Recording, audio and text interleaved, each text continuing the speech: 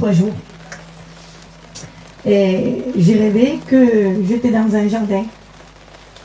Et je marchais dans ce jardin-là, c'était un petit chemin, et c'était un jardin, et il y avait des arbres, mais je vous le dis avec mes mots, mais c'est inexplicable en vrai.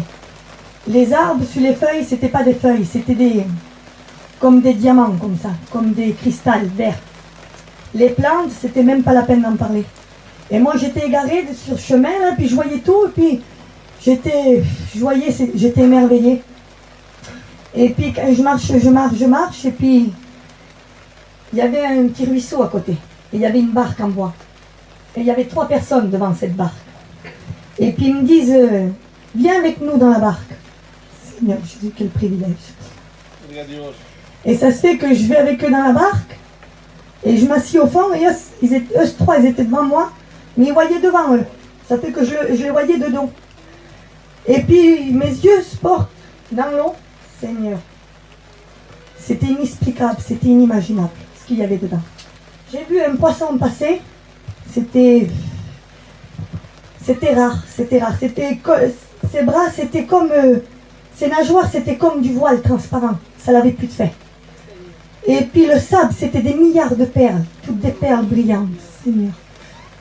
Et puis moi, je vois ces 3 personnes, et puis je dis, mais on va où là? Et là, ils me disent, laisse-toi guider. Ça fait que je me laisse guider, et puis on marchait avec la petite barque. Et je dis au premier homme qui était devant, je dis, mais qui t'es toi? Et lui se retourne et me dit, je suis l'apôtre Paul. Alléluia. Seigneur Jésus. Et toi pour l'autre, qui t'es? Ils se retournent, ils avaient des grandes tuniques blanches sur eux. Leur peau c'était comme le soleil, ils brillaient leur peau. Et puis il me dit, moi je suis l'apôtre Pierre. Je dis, Seigneur. Et toi pour l'autre, c'était une femme. Oh Seigneur Jésus. Amen. Eh bien moi je m'appelle Esther, elle me dit. Seigneur. Et je dis, on va où? Eh bien elle me dit, laisse faire. Ça fait que je me laisse faire. Et on arrive devant une grande montagne. Et eux, sur cette montagne, ils marchaient comme si ça serait rien, mais la montagne, elle était à pic. Et puis il me dit, viens avec moi, il faut qu'on monte au sommet. Et eux 3, ils marchaient bien sur la montagne, mais moi, c'était dur pour y arriver. Et je dis, attendez-moi. Je ne peux pas y arriver, moi, tout seul. Et puis, l'apôtre Paul, il lève la main au ciel, et puis il dit, Seigneur. Et quand il dit cette parole, la montagne, elle vient droite.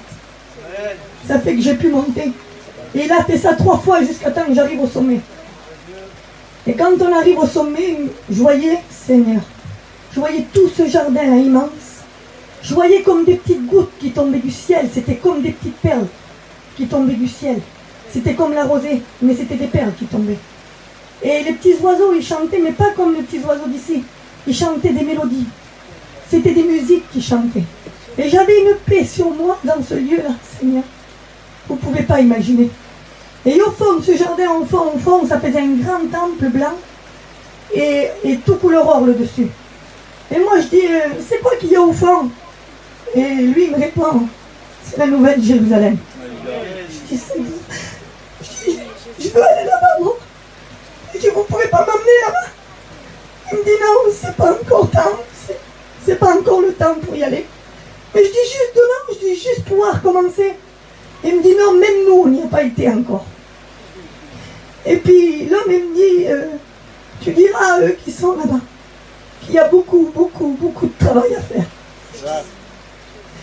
Et je dis, Seigneur, mais moi, qu'est-ce qu'il faut que je fasse là-dedans? Il me dit, toi aussi, tu as ton rôle à jouer là-dedans. Et tous les chrétiens, ils ont leur rôle à jouer. Il faut qu'on les aide, Seigneur.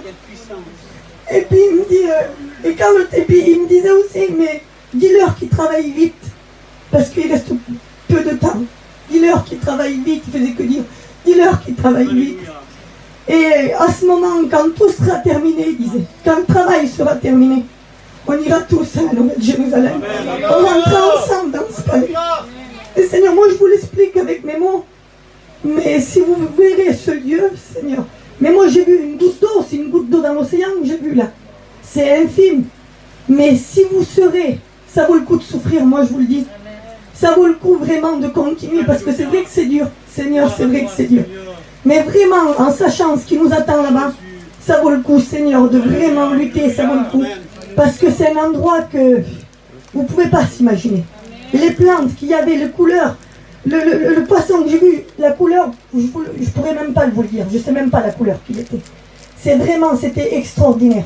Alors Seigneur, je vous encourage à vraiment, parce que ce Dieu qui nous attend, c'est un Dieu extraordinaire. Et je remercie Dieu pour cette expérience. Gloire à Dieu, merci Seigneur. Entrez Seigneur, s'il vous plaît. Je te pose